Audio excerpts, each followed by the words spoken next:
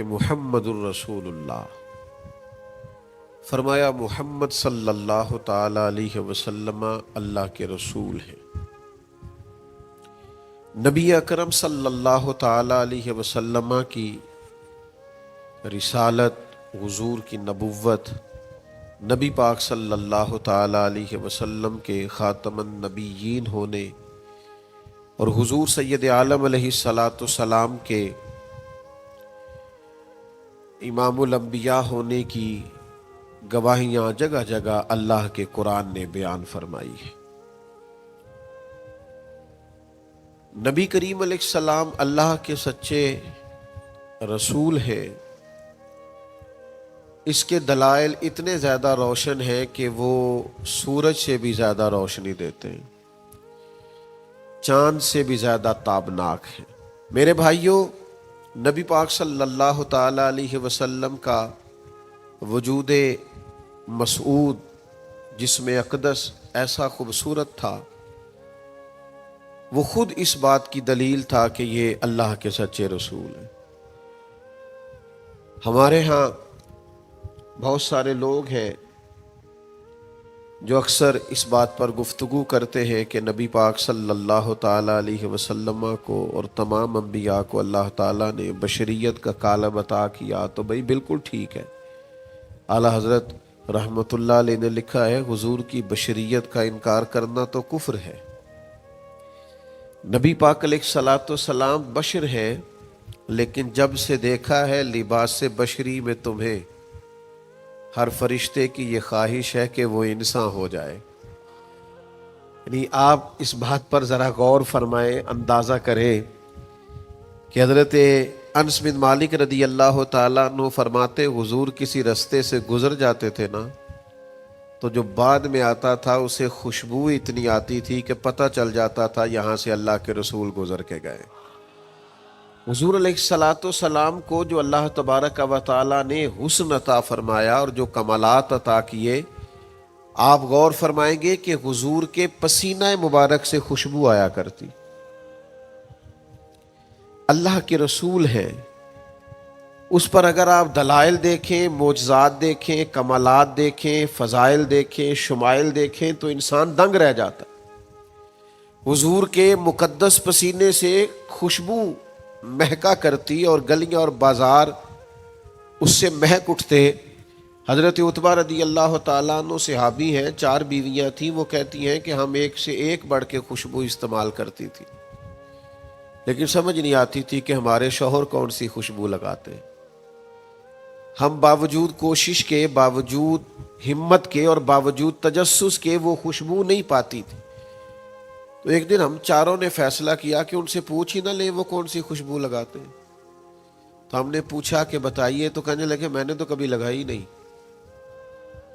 تو ہم نے کہا بھئی آپ ایسے ہی تو دعویٰ نہ کیجئے، ہم نے پوری جد و جہد کر لی، اور پھر عورتوں کا چیزوں کو تلاش کرنا یہ تھوڑا انفرادی بھی ہوتا ہے، ہمیں وہ رنگ نہیں ملا خوشبو کا، وہ انداز جو آپ کا ہے۔ تو فرمانے لگے اصل بات یہ ہے کہ میرے کمر پر کچھ تکلیف ہو گئی تھی، کچھ ایسی چیزیں ابھر آئی تھی جو تکلیف کا باعث تھیں، تو میں پھر حاضر ہوا رسول پاک کی بارگاہ میں۔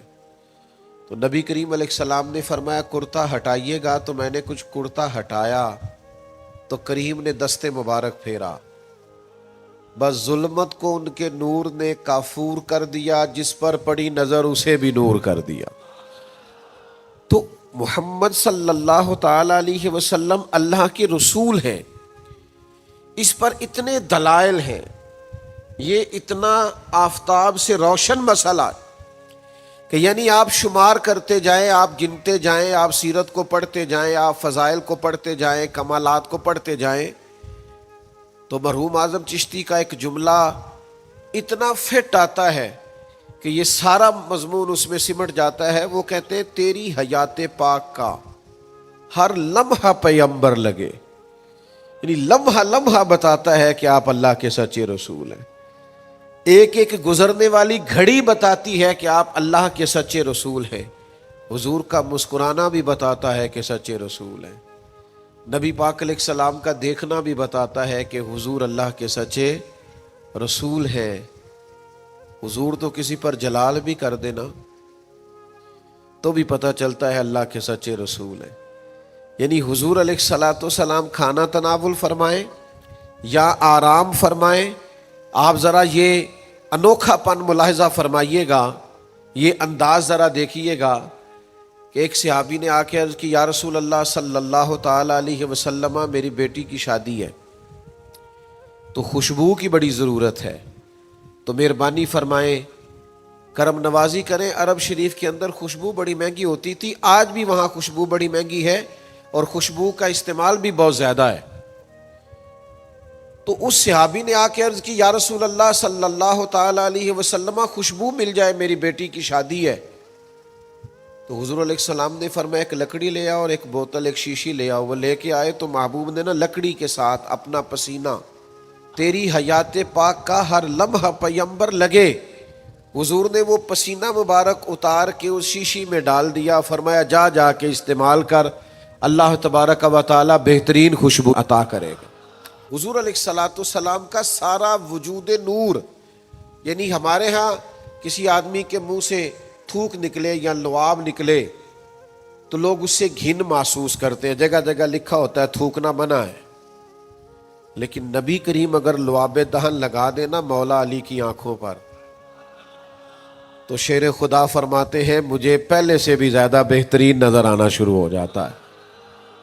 اللہ کے محبوب صلی اللہ تعالی علیہ وآلہ وسلم کے پورے وجود نور کو جیسے جیسے دیکھتے جائیں محسوس ہوتا ہے کہ تیری حیات پاک کا ہر لمحہ پیمبر لگے. حضرت عبداللہ ابن سلام رضی اللہ تعالیٰ عنہ فرماتے میں گفتگو کرنے آیا تھا، حضور علیہ الصلوۃ والسلام کے دین کے بارے میں کچھ معلومات کرنے آیا تھا، اور میں تورات کو پڑھنے والا تھا، اہل یہود کے علماء میں سے آپ کا شمار ہوتا تھا. اپنے کچھ لوگوں کے ساتھ آئے، فرماتے ہیں نبی کریم صلی اللہ تعالی علیہ وسلم اونٹنی پر تشریف فرما تھے اور صلہ رحمی کے متعلق کچھ گفتگو کر رہے تھے.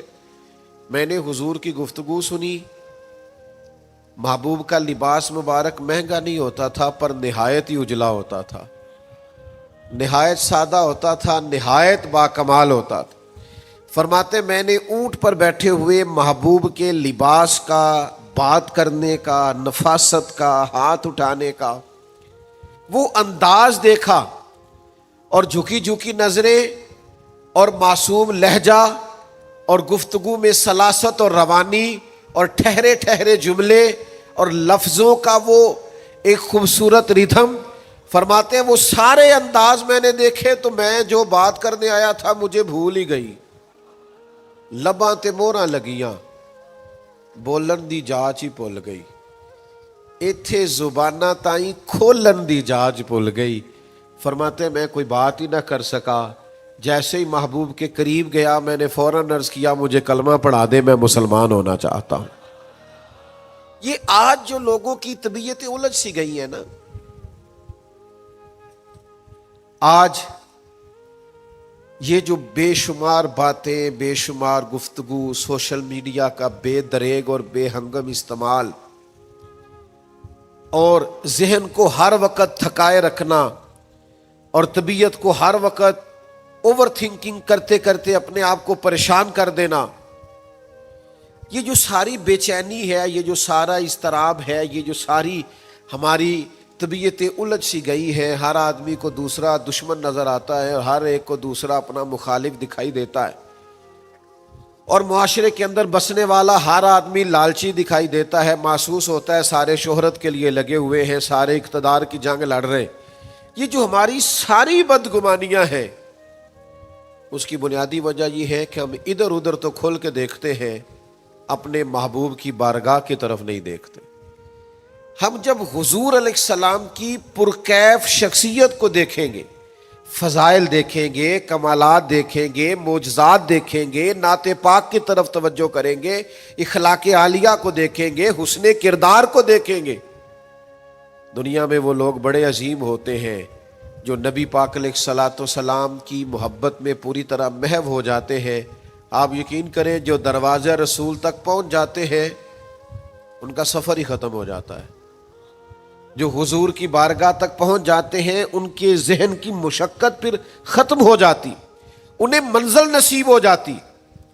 وہ لوگ اس طرح کے ہو جاتے ہیں کہ اب زندگی میں ایک ٹھہراؤ آ گیا, اب سکون نصیب ہو گیا, اب اطمینان قلبی مل گیا, اب مقصود ہاتھ آ گیا ہے, منزل مل گئی ہے. نوجوانوں بہت زیادہ نہ الجھا کرو یار, بہت زیادہ پریشان نہ ہوا کرو. جب دل بڑا گھبرا جائے نا تو اپنے نبی پاک کی سیرت کو پڑھا کرو, حضور کے احوال شریفہ کا مطالعہ کیا کرو, ان کے حسن کی بات دیکھا کرو, جمال کی بات دیکھا کرو, کمال کی بات دیکھا کرو, محبوب کے بانٹنے کا انداز دیکھا کرو, نوازنے کا انداز دیکھا کرو, نبی پاک کا دشمنوں کو معاف کرنے کا رنگ دیکھا کرو, حضور کا عطا کر دینے کا انداز دیکھا کرو. معاشرے میں, سوسائٹی میں ہر طرف بے راہ روی ہے, سارے دشمن ہیں, لیکن محبوب تبلیغ بھی اطمینان سے کرتے ہیں, ان کو دعوت توحید بھی مطمئن ہو کے دیتے ہیں, اور جب ان کے لیے دعا کرتے ہیں تو پھر بھی پوری دل جمی کے ساتھ دعا کرتے ہیں. یہ خاص ٹھہراؤ آپ کو حضور کی بارگاہ تک جانے میں ملے گا. ہم نا رسمی سی محفل کرتے ہیں, رسمی سا میلاد, رسمی سا معراج, رسمی سی سیرت, رسمی سی باتیں. وہ جو خاص ایک کیفیت ہوتی ہے نا امتی کی, پوری طرح محبوب کے قدموں سے جڑ جانا, یہ والہانہ پن کبھی ملے نا, والہانہ پن. یعنی حضرت طلحہ بن برار رضی اللہ تعالیٰ عنہ کی نبی کریم سے ملاقات ہوئی, حضور سے ملے اچانک, اور دوڑ کے جا کے نا تو نبی پاک کے قدموں سے لپٹ گئے, اور پھر لپٹے ہیں, اور والہانہ انداز ہے, اور وارفتگی دکھا رہے ہیں, اور عشق کا مظاہرہ کر رہے ہیں, اور پھر اسی درد اور تڑپ میں عرض کرنے لگے, حضور مجھے کوئی حکم کرے, میں فوراً تعمیل ارشاد کروں گا, کچھ فرما دیں. یہ والہانہ پن, یعنی کبھی آپ بڑے بے چین ہو تو کہیں یار کھولو سیرت کی کتاب, اپنے نبی کا کوئی ذکر پڑھتے ہیں, کھولو فلاں آدمی کو سنے جو حضور کے عشق کی بات کرتا ہے, آؤ کوئی نعت پاک کا نغمہ چھیڑ دے جو ہمارے دلوں کو ٹھنڈا کرے, آؤ کوئی قرب پائے, حضور کے دروازہ نور کی طرف سفر کرے. ہم کہاں الجھے ہوئے ہیں, کہاں سکون تلاش کر رہے ہیں, کہاں ہم نے اپنے آپ کو الجھا دیا ہے, کن بے معنی اور بے مقصد باتوں میں ابحاث اور بحثیں کر کر کے اپنے آپ کو پریشان کیے ہوئے ہیں. آئیے دیکھیے رسول اللہ صلی اللہ تعالی علیہ وسلم کی زندگی کا لمحہ لمحہ آپ کے کلیجے کو ٹھنڈا کرے گا, آنکھوں کو سکون دے گا, باطن کو پاکیزہ کرے گا, سوچوں کو نکھار دے گا. کہہ لینے دو مجھے یہ جملہ, حضور سے پیار کرو, جینے کا بھی مزہ آئے گا, مرنے کا بھی مزہ آئے گا, لطف نصیب ہو جائے گا, سرور نصیب ہو جائے گا, ایک کیف سا میسر آ جائے گا. حضور کی بارگاہ عالی مرتبت تک جڑو, نبی پاک علیہ الصلوۃ والسلام کے اخلاق عالیہ کو اپناؤ, کردار کو سمجھو, حسن تکلم کو سمجھو, نبی پاک علیہ السلام کی باتوں پر غور کرو. یقین کرو کبھی کبھی پڑھتے پڑھتے وجد ہو جاتا ہے, کبھی کبھی ان باتوں کو صرف مطالعہ کی نظر سے دیکھیں, سیکھنے کی نظر سے دیکھیں تو ایسے لگتا ہے کہ جیسے روح پرواز کرنے لگی. یہ اس طرح کے بھی کمالات ہوتے ہیں, یہ بھی رنگ ہوتا ہے, یہ بھی انداز ہوتا ہے, یہ بھی طور طریقے ہوتے ہیں. اور پھر حضور امی ہے, نبی کریم نے دنیا میں کسی استاد سے پڑھا نہیں, حضور سید عالم صلی اللہ تعالی علیہ وآلہ وسلم کسی مکتب میں نہیں گئے, حضور نے کسی مدرسے سے تعلیم نہیں پائی. لیکن جب حضور بات کرتے نا, جب محبوب حکمت کے موتی رولتے نا, جب نبی پاک علیہ الصلوۃ والسلام کوئی کلام کرتے نا, آپ یقین کریں ایسا انوکھا پن, ایسا نرالا فیصلہ, ایسی حکمت اور دانائی سے بھری ہوئی بات, یعنی جو فلسفیوں سے کھل نہ سکی اور نکتہ وروں سے حل نہ ہوئی, وہ بات ایک طیبہ والے نے بتلا دی چند اشاروں میں. حضور دو چار اشارے کرتے اور عقدے کھل جاتے. ایسی دانائی والی بات, ایسی قیمتی بات, ایسی انوکھی بات محبوب بیان کرتے. حضرت سعد بن عبادہ رضی اللہ تعالیٰ عنہ کے پاس نا فتح مکہ کے موقع پر جھنڈا تھا. وہ علم بردار تھے. جن کے پاس جھنڈا ہوتا تھا وہ آدمی سب سے آگے آگے ہوتا تھا. اب ایک وقت ایسا آیا کہ صورتحال اس طرح کی بن گئی کہ حضرت سعد بن عبادہ کو اس منصب سے ہٹایا جائے گا. بڑا مشکل فیصلہ ہے. انہوں نے کوئی ایسی معاذ اللہ غلطی بھی نہیں کی، لیکن حالات ایسے آ گئے ہیں کہ جناب سعد ابن عبادہ کو ہٹانا پڑے گا، ان سے جھنڈا لیا جائے گا. صحابہ بڑے پریشان ہیں کہ حساس آدمی ہے، ان کی خدمات بہت زیادہ ہیں، کس طرح ان کو ہٹائیں گے، کیا کریں گے. نبی کریم کی بارگاہ میں عرض گزار ہے، یا رسول اللہ کیسے ہٹائیں حضرت سعد ابن عبادہ کو، اور کیفیات اور حالات بھی ایسے ہیں کہ ہٹانا بھی پڑے گا. آج کل نا بہت سارے لوگ کام تو کرتے ہیں پر دانا نہیں ہوتے. جذباتی فیصلے، جذباتی باتیں، ایموشنل گفتگو، وقتی طور پر چیزوں کو بہتر کرنا، اور بس وقتی طور پر آج گزارا ہو کل دیکھی جائے گی، لیکن چیز کی گہرائی تک، اس کی اصل تک نہیں اترتے، اس کے سارے لوازمات کو نہیں دیکھتے، قبل از وقت منصوبہ بندی نہیں کرتے. ہمارا مزاج نہیں ہوتا، ہم ٹھہراؤ اپنی زندگی میں نہیں لاتے. نبی پاک چونکہ اللہ کے رسول ہیں، ہر لمحہ حضور کا پیغمبر لگتا ہے. اب حضرت سعد ابن عبادہ کو ہٹانا ہے اور ان کی جگہ کسی اور کو مقرر کرنا ہے، اور بندہ بھی بڑا حساس ہے اور بات بھی کوئی ایسی نہیں، تو کیا کرے. پتہ ہے نبی کریم علیہ السلام نے کیا کیا؟ حضور فرمانے لگے کوئی پریشانی نہیں، ہٹا دیتے سعد ابن عبادہ. حضور نے بلایا، فرمایا سعد میرا ارادہ بنا ہے کہ جھنڈا آپ سے لے لیا جائے. حضرت سعد ابن عبادہ نے ابھی گردن جھکائی تھی تو حضور فرمانے لگے میرا ارادہ ہے آپ سے لے کے آپ کے بیٹے کو دے دیا جائے. جو فلسفیوں سے کھل نہ سکا، جو نکتہ وروں سے حل نہ ہوا، وہ راز ایک طیبہ والوں نے بتلا دیا چند اشاروں میں. اور تیرے آگے ہے یوں دبے لچے فصحا عرب کے بڑے بڑے، کوئی جانے منہ میں زبان نہیں بلکہ جسم میں جان نہیں. ایسا کمال فیصلہ، ایسا انوکھا فیصلہ. اچھا جس فیصلے سے وہ پریشان ہو سکتے تھے نا کہ مجھے ہٹایا جا رہا ہے، جب انہیں پتا چلا نا کہ میری جگہ پہ میرا بیٹا آ رہا ہے، وہ اتنا خوش اپنے جھنڈا اٹھانے پہ نہیں تھے جتنا اپنے بیٹے کے جھنڈا اٹھانے پہ راضی ہو گئے. ان کی طبیعت مچل گئی.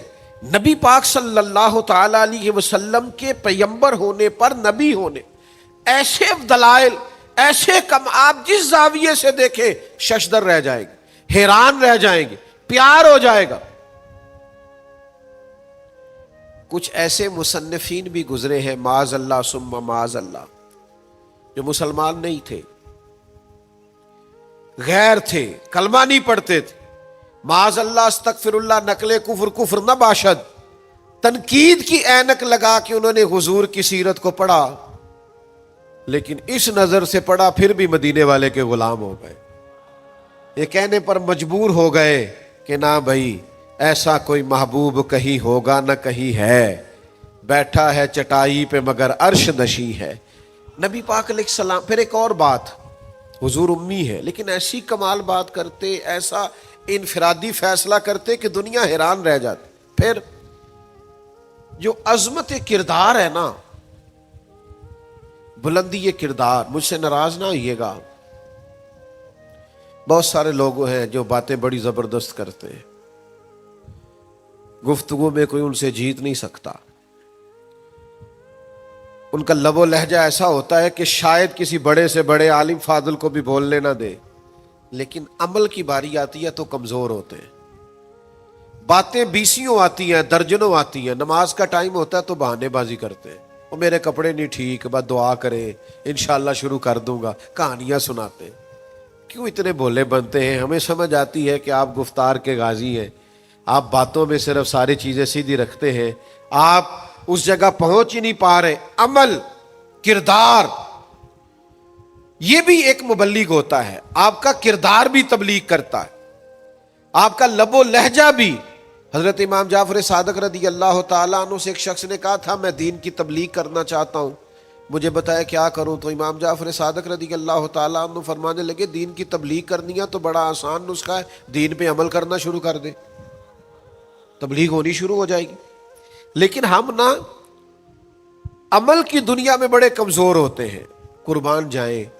حضور علیہ الصلوۃ والسلام نے جس معاشرے میں آنکھ کھولی تھی وہ جہلاء کا معاشرہ تھا، ظلم تھا، ستم تھا، بربریت تھی۔ ان لوگوں کی سوچیں، ان کی باتیں، ان کا ظالمانہ مزاج بڑا انوکھا تھا۔ لیکن کمال کی بات ہے نا، چاروں جانب لوگوں کا مزاج ظالمانہ تھا، لیکن محبوب کو اللہ نے رحمت بنا کے بھیجا۔ ہر طرف لوگ ناانصافی کی بات کرتے تھے، لیکن محبوب نے انصاف کے بول کو ہمیشہ بالا رکھا، اس ترازو کو ہمیشہ بلند رکھا۔ ہر طرف لوگ حق کھا جاتے تھے، لیکن محبوب نے فرمایا حق کھایا نہیں جائے گا، حق دلایا جائے گا۔ کردار دکھایا، کردار۔ وہ جو تیری جان کے دشمن ہیں وہ بھی کہتے ہیں، وہ جو تیری جان کے دشمن ہیں وہ بھی کہتے ہیں امین تو ہے، صداقت کی آبرو تو ہے۔ دشمن بھی کہتے ہیں سچے تو بہرحال ہیں، امانت دار تو بہرحال ہیں، غلط بات تو بہرحال نہیں کرتے۔ یعنی دشمن بھی اگر اٹھ کے گواہی دے کہ اگر کسی نے کمال دیکھنا ہے تو آمنہ کے لال کو جا کے دیکھو، اگر کسی نے انصاف دیکھنا ہے، اگر کسی نے دھرتی پہ حسن دیکھنا ہے تو عبداللہ کے در یتیم کو دیکھو۔ وہ بھائی آپ سمجھے نا، عظمت کردار کے وہ موتی جو حضور نے عطا کی۔ دیکھیے باہر والوں نے جب دلیلیں مانگی تو حضور نے معجزات دکھائے، اور جب اپنوں نے دلیلیں مانگی، مکے والوں نے، قریش والوں نے، اپنے قبیلے والوں نے دلیل مانگی، آپ نبی ہیں تو دلیل کیا ہے؟ تو اللہ کا قرآن کہتا ہے کہ محبوب نے کہا فقد لبثت فیکم عمرا من قبلہ افلا تعقلون، اور میں نے تمہارے بیچ عمر گزاری ہے ساری، تمہیں عقل نہیں؟ میں کوئی باہر سے نہیں آیا، میں نے 40 سال تمہارے اندر گزارے ہیں، میرے جیسا کوئی سچا ہے تو دکھاؤ، کوئی دیانتدار ہے تو دکھاؤ، کوئی پاکیزہ مزاج ہے تو دکھاؤ، کوئی اس طرح کا ستھرا ہے تو دکھاؤ، کوئی اس طرح کا مزکی ہے تو دکھاؤ۔ تمہارے بیچ میں نے وقت گزارا ہے۔ باقیوں کو نبی پاک نے معجزات بطور دلیل دیے، اور جب اپنوں نے دلیل مانگی تو حضور نے فرمایا میری سیرت دیکھ لو، میرا کردار دیکھ لو، میرے شب و روز دیکھو۔ فقد لبثت فیکم عمرا من قبل، میں نے اس سے پہلے عمر کا حصہ تمہارے بیچ گزارا ہے، افلا تعقلون، تمہیں عقل نہیں؟ دوستو تھوڑا سا نا کردار پر بھی توجہ کرنی پڑے گی، اپنے آپ کو تھوڑا سا تبدیل کرنا پڑے گا۔ میں آپ کی خدمت میں عرض کروں، دولت سے لوگوں کو جیتا نہیں جا سکتا، دولت تو لوگوں کو لالچی بنا دیتی۔ آپ کسی کو پیسے دیں، 10,000 دیں، اگلی دفعہ وہ 25 مانگے گا، تو آپ 50 دیں، اگلی دفعہ لاکھ مانگے گا۔ اس کی بھوک تو بڑھتی ہے۔ آپ عہدے کے زور پر بھی لوگوں کے محبوب نہیں بن سکتے، اس لیے کہ پھر وہ شخصیتوں سے پیار نہیں کرتے، کرسیوں سے پیار کرتے۔ آپ کرسی پہ ہے تو آپ اچھے لگتے ہیں، جب دوسرا آئے گا تو اس کو سلوٹ کر لیں گے۔ نبی پاک علیہ الصلوۃ والسلام نے فرمایا اگر تم کسی شخص کو قائل کر سکتے ہو اور اس سے محبت بڑھا سکتے ہو تو ایک ہی صورت ہے، اور وہ تمہارا حسن اخلاق ہے۔ اللہ کے محبوب صلی اللہ تعالی علیہ وسلم نے خلق کے ساتھ، کردار کے ساتھ، نبی پاک علیہ السلام نے محبت کے ساتھ، زید بن دسنہ بہت بڑے یہودیوں کے عالم تھے۔ ایک دن حضرت بلال حبشی رضی اللہ تعالیٰ عنہ سے کہنے لگے سنا ہے نبی پاک علیہ السلام کی بارگاہ میں جب بہت سارے مہمان آتے ہیں تو آپ کو کچھ قرض بھی لینا پڑتا ہے۔ جناب بلال کہنے لگے لینا پڑتا ہے، کہنے لگے مجھ سے لے لیں، میرے پاس اضافی پیسے پڑے ہیں، آپ نے دے ہی دینے۔ حضرت بلال نے لے لیے، ایک ٹائم مقرر ہو گیا، فلاں دن پیسے واپس کرنے، اپنی وعدے میں 3 دن رہتے تھے۔ نبی پاک علیہ الصلوۃ والسلام مدینہ طیبہ کے چوک میں کھڑے ہیں، ساتھ حضرت عمر فاروق رضی اللہ تعالیٰ عنہ۔ یہ وہاں پہنچ گئے یہودیوں کے عالم، آ کے کہنے لگے وہ میری رقم واپس کریں۔ تو حضور نے فرمایا ابھی تو وعدے میں 3 دن رہتے ہیں۔ تو اس نے بڑے سخت جملے کہے۔ آپ کی توجہ ہے میری بات پر؟ سمجھ آ رہی ہے میری باتوں کی؟ چڑھانے والے اتنے خطرناک نہیں ہوتے جتنے چڑھ جانے والے خطرناک ہوتے. اتنی جلدی کسی کی باتوں سے چڑا نہ کرے. یعنی ہر ایک کوئی دشمن بنا لیتے ہو. جس کا سٹیٹس ہی نہیں آپ کے ساتھ کھڑے ہونے کا اسے بھی دشمن بنا، اور دعا کرو کہ دشمن بھی خاندانی ہو. ہر ایک کوئی دشمن مان لیتے ہو، اس سے بھی میرا اختلاف ہے، یہ بھی مجھ سے حسد کرتا ہو. چھوڑیں یار، آپ کا کوئی سٹیٹس ہی نہیں ہے، سب کے ساتھ آپ کا مقابلہ شروع ہو جاتا ہے. کہیں رکے تو صحیح. کہیں وہ جو 3 بندے وہاں کھڑے ہیں، وہ جو 4 وہاں کھڑے ہیں، وہ جو 5 وہاں کھڑے ہیں، وہ میرے خلاف باتیں کر رہے ہیں. وہ یار آپ بلا وجہ پریشان ہیں، وہ کوئی اور گل پہ کر دینے تو ہڑی نہیں کر دے. وہ کوئی بلا وجہ دشمن بنا لینا، چڑ جانا، ذرا سی بات پہ ڈسٹرب ہو جانا، بہت زیادہ پریشر اپنے ذہن پہ ڈالنا، اس سے بندہ کمزور پڑ جاتا ہے. انہوں نے سخت جملے کہے، لیکن نبی کریم صلی اللہ تعالی علیہ وآلہ وسلم نے نا کسی بات کا کوئی جواب نہیں دیا. حضرت عمر نے تلوار نکال لی تو حضور فرمانے لگے عمر آپ نے تلوار نکال لی ہے، آپ کو چاہیے تھا انہیں کہتے مطالبہ نرمی سے کریں اور مجھے کہتے ان کی رقم واپس کریں.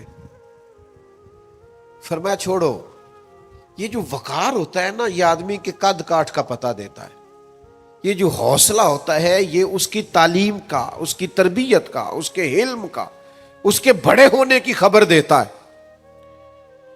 حضرت عمر سے حضور نے فرمایا چونکہ انہوں نے اب پہلے مطالبہ کر لیا ہے تو ہم ایسا کرتے ہیں پہلے ہی پیسے دے دیتے ہیں. فرمایا آپ ان کو ساتھ لے جائیں، فلاں جگہ کھجوریں پڑی ہیں، تول تول کے دے دیں، اور جب ان کا قرض پورا ہو جائے نا تو یہ جو آپ نے ان کو غصہ دلایا نا، تھوڑی کھجوریں زیادہ بھی دے دیجئے گا، تھوڑی مٹھائی بھی دے دینا، قربان جائیں. حضرت عمر رضی اللہ تعالیٰ عنہ فرماتے ہیں میں حضور کے حکم کا پابند تھا، میں ان کو ساتھ لے گیا اور لے جا کر کے کھجوریں تول تول کے دے رہا ہوا. مجھے ان پہ غصہ ہے، وہ مجھ سے ہلکی ہلکی باتیں کرنے لگ گئے حضور کے اخلاق کے بارے میں، نبی پاک کی بردباری کے بارے میں. تو مجھے جلال تھا، میں نے کہا تو کھجوریں لے، زیادہ باتیں نہ کر. میرا اپنا ایک خیال تھا کہ انہوں نے بڑے سخت جملے کہے ہیں.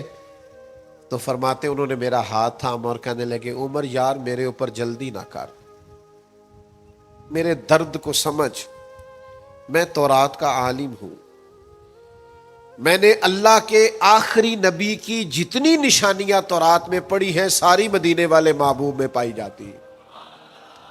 ایک نشانی میں نے یہ پڑھی تھی کہ جتنا جتنا کوئی جہالت کرتا جائے گا نبی پاک کا علم اتنا ہی غالب آتا جائے گا، حضور کی بردباری اتنی بڑھتی جائے گی. تو میں نے نا جان بوجھ کے حضرت بلال کو پیسے دیے تھے، اور 3 دن پہلے میں نے واپسی کا مطالبہ بھی جان بوجھ کے کیا تھا. میں نبی کریم کا حلم دیکھنا چاہ رہا تھا، میں وہ تورات کی نشانی دیکھنا چاہ رہا تھا، اور پھر میں نے سخت جملے بھی جان بوجھ کر کیے. پر قربان جاؤ مدینے والے کو جس اینگل سے بھی دیکھا ہے اللہ کا سچا رسول ہی پایا. محمد الرسول اللہ، محمد اللہ کے رسول ہے صلی اللہ علیہ وسلم.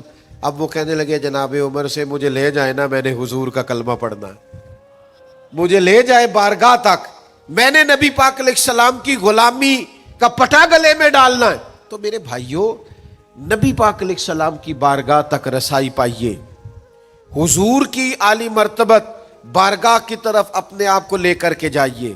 آج اگر ہم اطمینان چاہتے ہیں ذہنی طور پر بھی، قلبی طور پر بھی، روحانی طور پر بھی، فکری طور پر بھی، تو ایک ہی راستہ ہے، اپنے آپ کو حضور سے وابستہ کریں. ہم جس طرح کی آزمائشوں کا دن رات شکار ہے، اور جس طرح سے ہمیں نئی نسل الجھی ہوئی، بے چین، بے قرار اور مضطرب نظر آتی، اس کا کوئی اور حل نہیں ہے. اس کا ایک ہی حل ہے کہ مرنے کی طرف دیکھ، نہ جینے کی طرف دیکھ. جب چوٹ لگے دل پہ تو مدینے کی طرف دیکھ. اپنا تعلق حضور سے جوڑیے، اپنا رشتہ نبی کریم سے جوڑیے. میں آپ کی خدمت میں عرض کروں گا وقت نکال کے درود پاک پڑھا کریں، وقت نکال کے حضور کی سیرت کا مطالعہ کیا کریں. ٹائم نکال کر کے نبی پاک صلی اللہ علیہ وسلم کی نعت شریف کو پڑھا کریں، وقت نکال کر کے حضور کی بارگاہ کی طرف بڑھا کریں۔ جب تک ہم یہ سارے کام نہیں کریں گے اطمینان نہیں پائیں گے، اور پھر جیسے جیسے حضور کو پڑھو گے، نبی پاک کو سنو گے، دین کی صداقت سمجھ میں آئے گی، آپ کو سمجھ لگے گی کہ آپ اس دین کے ماننے والے ہیں جو سب دینوں پر غالب بھی ہے، سب سے سچا بھی ہے، سب سے کھرا بھی ہے، اور سب سے زیادہ نکھرا ہوا بھی ہے۔